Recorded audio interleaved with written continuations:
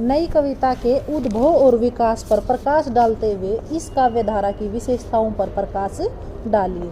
नई कविता भारतीय स्वतंत्रता प्राप्ति के बाद लिखी गई उन कविताओं को कहा गया जिसमें परंपरागत कविता से आगे नए मूल्यों ने भावबोधों और नए शिल्प विधान का अन्वेषण किया या खोज की।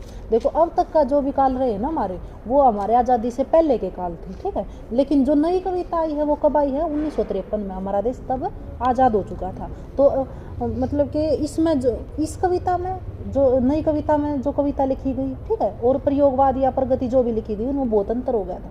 क्योंकि एक तो मेन अंतर क्या था कि हमने आज़ादी मिल गई थी, ठीक है।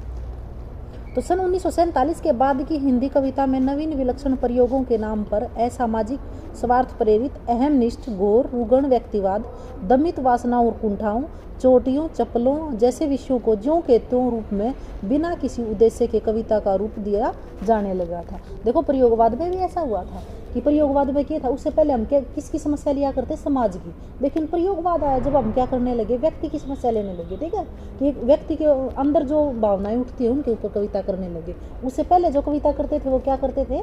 जो हमारे समाज में जो कुछ बुराई फैली है उस तरह की कविता करते थे। तो ये जो कविता करने लगे हम नई कविता में, वो हम ऐसे ले आए कि चप्पल, चोटी, कुंठा, मतलब ऐसे ऐसे शब्द ले आए हम जो कि आज तक की कविता में नहीं देखे जा गए थे। ये सभी विशेषताएं प्रयोगवाद कविता की भी थी, किंतु इस युग की कविता में इनका बिगड़ा हुआ रूप ही देखने को मिलता है। ये कवि जो पहले प्रगतिवादी थे वह कवि वही हैं, सिर्फ विषय चेंज कर दिया। जो प्रगतिवाद का कवि है वो प्रयोगवाद का भी कवि है, जो प्रयोगवाद का कवि है वो नई कविता का तो है, ठीक है। जैसे मीरा लाहौर हैं, छायावाद के कवि थे, लेकिन उन्होंने कैसी रचना लिखी? प्रगतिवाद से रिलेटेड, ठीक है। तो यूँ कहे कवि वही रहे लेकिन उन्होंने अपना विषय चेंज कर दिया। भाई कहते अपने आप को वामपंथी थे किंतु बने हुए वाममार्गी थे। वाममार्गी मतलब अलग अलग पंथ बना रखा था उन्होंने। फिर इन कवियों ने प्रयोगवाद के विरोध को देखते हुए नई कविता का मुखौटा ओढ़ लिया, किंतु बहुत जल्द लोगों ने नई कविता के मुखौटे के पीछे प्रयोगवाद के इस चेहरे को पहचान लिया।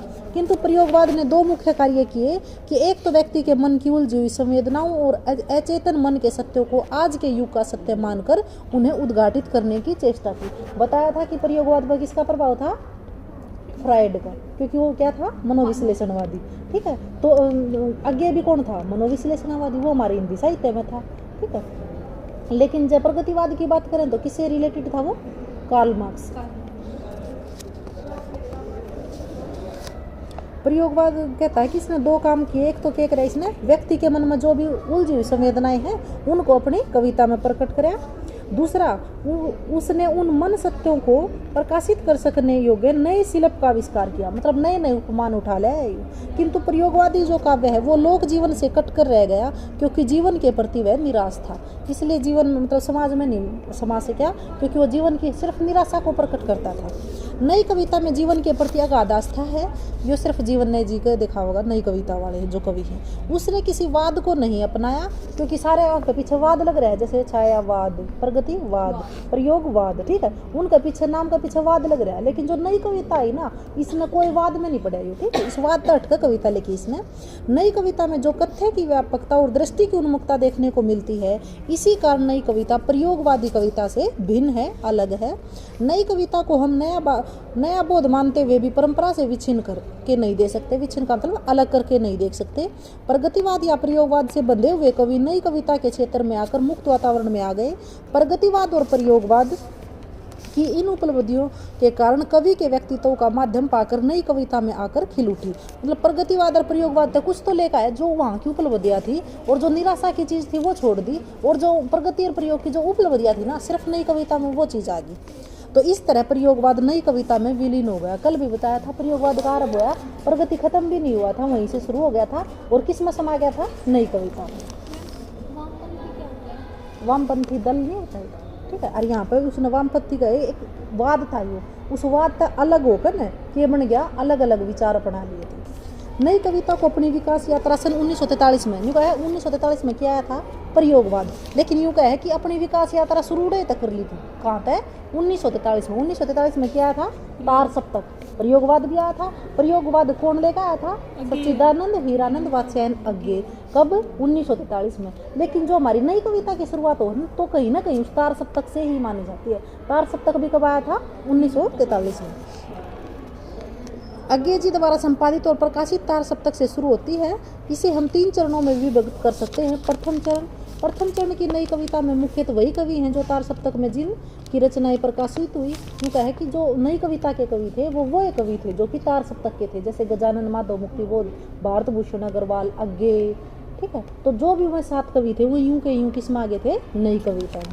इन कवियों में केवल नरेश मेहता ही ऐसे कवि हैं। नरेश मेहता हमारे समकालीन कविता में कविता भी दे रखी है ना, नरेश मेहता, हाँ, इसका इम्पोर्टेंट भी है ये जीवन परिचय। तो अगर हम देखो यहाँ इसकी जो विशेषता यहाँ करेंगे वो नरेश मेहता की मैं भी लिख सका। जब नरेश मेहता का हम जीवन परिचय करेंगे तो वो ये विशेषता यहाँ भी लिख सकते हैं और इसकी विशेषता नरेश मेहता में लिख सकते हैं। तो नरेश मेहता ऐसे कवि हैं जो अंत तक प्रगतिवादी ही रहे। इस चरण के कवियों में नागार्जुन ने तीखे राजनीतिक व्यंग्य लिखे। व्यंग्यकार तो थे ही, एक इनकी मेन विशेषता है व्यंग्यकार, क्योंकि प्रयोगवादी की भी मेन विशेषता है। बालकृष्ण राव की कविता में आस्था, आशा और आत्मविश्वास देखने को मिलता है। जगदीश गुप्त के भीतर सौंदर्य और महत्ता का उपासक एवं सजग चित्रकार बैठा हुआ प्रतीत होता है, क्योंकि जगदीश गुप्त था ना, इसने तो नई कविता की डेफिनेशन दी थी, परिभाषा दी थी भाई।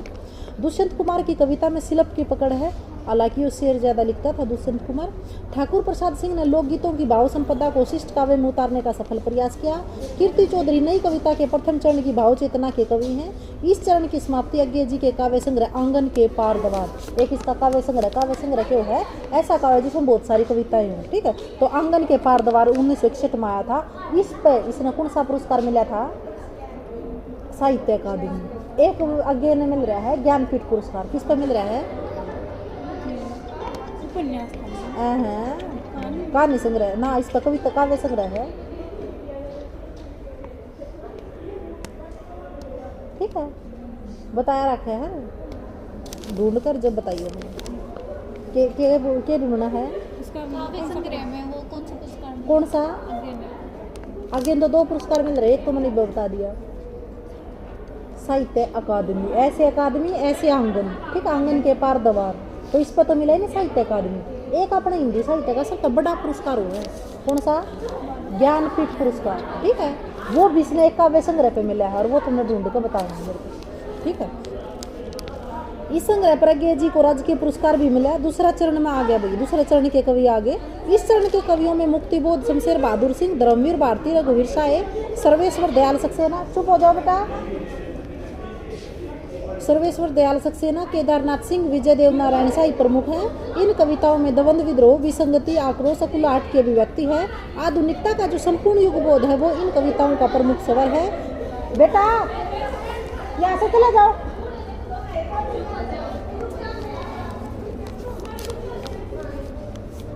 आधुनिकता का संपूर्ण युगबोध इन कविताओं का प्रमुख स्वर है।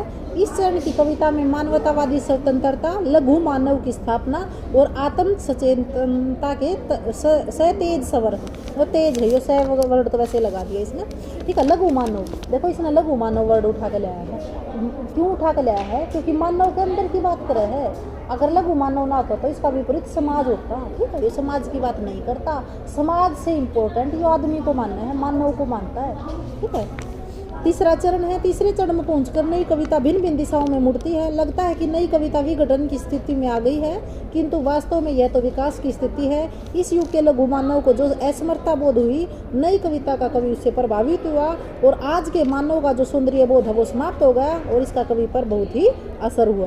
परिणाम ये हुआ कि नई कविता में भय, ऊब, आतंक और अकेलेपन का बोध उस पर छाने लगा। देखो ये मानना है कि नई कविता पे भय, ऊब, आतंक और अकेलेपन का क्या छा गया, बोध छाने लगा। लेकिन ये नहीं मानना है कि वे आदमी रहे इन परिस्थितियों में, तो ये इन आदमी को अलग किया ही नहीं जा सकता, ठीक है। तो नई कविता की विशेषताएं हो जाएंगी कि नई कविता में आदमी पे क्या छाने लगा था कि भय, ऊब, आतंक और अकेलापन, यह इंपॉर्टेंट लाइन है इसलिए। परंतु नई कविता की एक और भी धारा है जो स्थितिहीनता को स्वीकार करती हुई भी मूल्यहीनता को लक्ष्य नहीं मानती कि मूल्य का हीन होने लग रहे हैं, मूल्य खत्म होने लग रहे हैं, लेकिन उसको भी लक्ष्य नहीं मानती। ठीक है। इस धारा के मतलब उसने भी बुरी चीज नहीं मानती है। इस धारा के कवि मानव की मुक्ति और सत्य की उपलब्धि में विश्वास रखते हैं। उनका जो दृष्टिकोण है वही वैज्ञानिक है, क्योंकि ये सारे कवि तो पढ़े लिखे थे, आगे तो खुद बीएससी का स्टूडेंट था। इनकी काव्यगत विशेषताएं हैं। बाकी इनके 2-3 ये कवि दे रखे हैं। केदारनाथ सिंह, एक तो केदारनाथ अग्रवाल था जो किस युग का कवि था, प्रगतिवाद का। अब है केदारनाथ सिंह, इस केदारनाथ और उसमें अंतर है भाई। दूसरा है विपिन अग्रवाल, अशोक वाजपेयी, मणि मधुकर और अजीत कुमार। ये है नई कविता के प्रमुख कवि। नेक्स्ट है इसकी काव्यगत विशेषताएं। जीवन के प्रति अगाध आस्था, ये तो जीवन जीने में विश्वास रखा करते भाई, ठीक है। तो ये तो जीवन के प्रति अगाध आस्था रखते थे, ना कि भगवान के प्रति। किसके प्रति रखते थे? जीवन के प्रति, मानव के प्रति, कि जो सनाया उसने जी लो। नई कविता के कवियों ने जीवन को, चाहे वह किसी भी वर्ग का हो, चाहे व्यक्ति का हो, समाज का हो, जीवन के रूप में देखा है। नई कविता में जीवन के प्रति आशा है, विश्वास है और आस्था के स्वर दिखाई पड़ते हैं। केदारनाथ सिंह ने युग गंगा की भूमिका में लिखा है इन कविताओं के बारे में। नई कविता के बारे में क्या लिखा है कि इन कविताओं में पलायनवादिता नहीं है भाई, कि कवि है ना पलायन नहीं करे, हाँ पलायन नहीं कर रहा है यहाँ पे, क्योंकि जो जयशंकर प्रसाद है ना उसको पलायनवादी बोला गया है। देश की जागृति शक्ति का उबाल है। देखो जो ये लाइन आप केदारनाथ लिख के लिखोगे ना, तो आप इसमें एक भी परिवर्तन नहीं करोगे, जो इसने वर्ड लिख रखे न्यू के न्यू लिखोगे। केदार जी पूरी तरह से आश्वस्त है कि नई संस्कृति में समता और बंधुत्व की भावना होगी। देखो जाति पाति में कोई अंतर समझे, सब आपस में युग रहना, लेकिन इससे पहले के जो युग थे ना बहुत ज्यादा अंतर समझा करते, भी पास भी नहीं बैठा करते। तो केदार जी ने एक कोरा शीर्षक कविता लिखी है, उसकी 2-4 लाइन दे रखी हैं। एक फूल नहीं रंग बोलते हैं, यह भी लिखी है। दुष्यंत कुमार की कविता के 2-3 लाइन दे रखी हैं। जो थम नहीं जी लागा तो लिख देना, ठीक है, ज़्यादा टफ वर्ड मत यूज करना। नेक्स्ट है मानवतावादी दृष्टिकोण। मानवतावादी दृष्टिकोण था भाई, ना तो ये किसी ने ऊंचा नीचा समझा करते, ना ये स्त्री, क्योंकि स्त्री को भी तो ये दलित समझा, दलित की तरह व्यवहार करा करते पहले वाले। मैंने बताया भी है, रीति काल का वर्णन करके एक जना होगा, हाँ। लेकिन इसमें क्या था, मानव समझा करते सब में, ठीक है। यूँ नहीं था कि ये उस जाति का, ये उस जाति का या स्त्री है, सिर्फ मानव। नई कविता के कवियों का मानवतावादी आदेश की परिकल्पनाओं पर आधारित नहीं है। यथार्थ की तीखी चेतना मनुष्य को उसके पूरे परिवेश के समझाने का बौद्धिक प्रयास करती है। उसकी सुलझी हुई संवेदना के नाना स्तरों तक अनुभूति और व्याख्या दोनों दिशाओं में पहुंचाने की चेष्टा करती है। इस युग के मानव की प्रगति के अनेक मार्ग खुले हैं, किंतु साथ ही उसके अपने अस्तित्व के लिए विषम परिस्थितियां भी पैदा कर दी हैं। और ये क्या करा करते हैं, मानव के अस्तित्व पे वो करा करते कि तू है, मैं हूँ, जो कुछ है, सिर्फ आदमी की बात करा करते, ठीक है। मैंने मैं की शैली अपनाई, यज्ञ ने तो एक लाइन भी बोली है कि सिर्फ मैं हूँ, ठीक है। तो आदमी यूँ भी करा, काल भी बताई थी मैंने, प्रयोगवादी भी अस्तित्ववादी थे थोड़े बहुत। वो क्या करा करते, ना तो भूतकाल की चिंता करा करते और ना ही भविष्य की, जो चल रहा है उसी क्षण को जीने में विश्वास रखते थे। नेक्स्ट है महानगरीय और ग्रामीण सभ्यता का यथार्थ चित्रण। इसने कवि की तो है भी ना, सांप तुम सभ्य नहीं हुए कल भी थी, ठीक है। यह लाइन इसने आज दे रखी है। पूरी कविता ये है कि नगर में बसना तुम नहीं आए, कि शहरी सभ्यता पर क्या करा है, करारा व्यंग्य, कि शहर के आदमी अच्छे नहीं होते, गाँव में ही जो गाँव की संस्कृति होती है वही बहुत अच्छी है। एक कविता यूँ लिखाएगा कि हमारा देश ही सब कुछ है, मैं बाहर सारा घूमे आया, वहाँ कुछ नहीं मिला मैंने, ठीक है। लेकिन जो हमारा देश में जो संस्कृति है वैसी संस्कृति मेरे को कहीं भी नहीं मिली। उसी पर इसने मिला था ज्ञानपीठ पुरस्कार, कितनी नाव में, हाँ इस पर मिला था। तो यूँ याद रख लेना कि नाव में बैठ के ज्ञानपीठ पुरस्कार मिला था, नाव में बैठ के ज्ञान हुआ था, ठीक है। तो इस तरह से भी याद हो सकता है। नेक्स्ट है महानगरी और ग्रामीण सभ्यता का यथार्थ चित्रण। यो कर रखा है इसने कि ग्रामीण को ये ग्रामीणों को अच्छा मानता था और नगरीय सभ्यता पर ये करारा व्यंग्य करता था। क्षणों की अनुभूतियों का महत्व। नई कविता क्षणों की अनुभूतियों को महत्व देती है, इसलिए नहीं कि वह जीवन की संपूर्णता में विश्वास नहीं रखती। न्यू नहीं है कि पूरे जिंदगी में विश्वास ना रखते हुए, लेकिन जो क्षण इसने जिया है ना उसका जरूर महत्व रखा है। एक एक क्षण के बोध को, अनुभूति को सत्य मानकर जीवन का पूर्ण उपभोग करना चाहती है। नई कविता अनुभूतिपूर्ण गहरे क्षण, प्रसंग, व्यापार या किसी भी सत्य को उसकी आंतरिक मार्मिकता के साथ पकड़ लेना चाहती है। इस प्रकार जीवन के सामान्य से सामान्य दिखने वाले व्यापार या प्रसंग नई कविता में नया अर्थ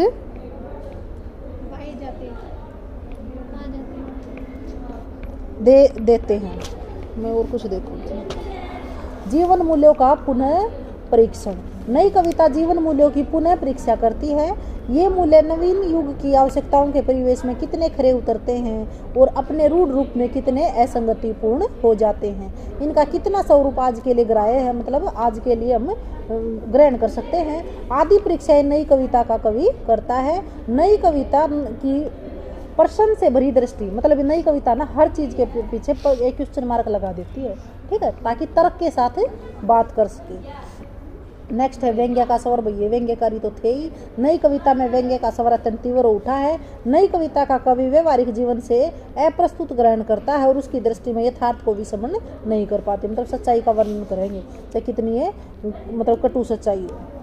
नेक्स्ट है प्रतीक योजना और बिंब विधान। नई कविता के कवियों ने नूतनता के मोह में बड़े विचित्र प्रतीकों का प्रयोग किया है। अगर मैं ये कहूँ कि बिछली घास हो तुम, लहलाती हवा में कलगी चररी बाजरे की, तो ये प्रतीक उठा कर लाया है बाजरे का, कुछ भी बाजरे की जो वो नहीं होती बाल जिसमें बाजरा लगा होता है, तो उसका प्रतीक मानना है इसमें।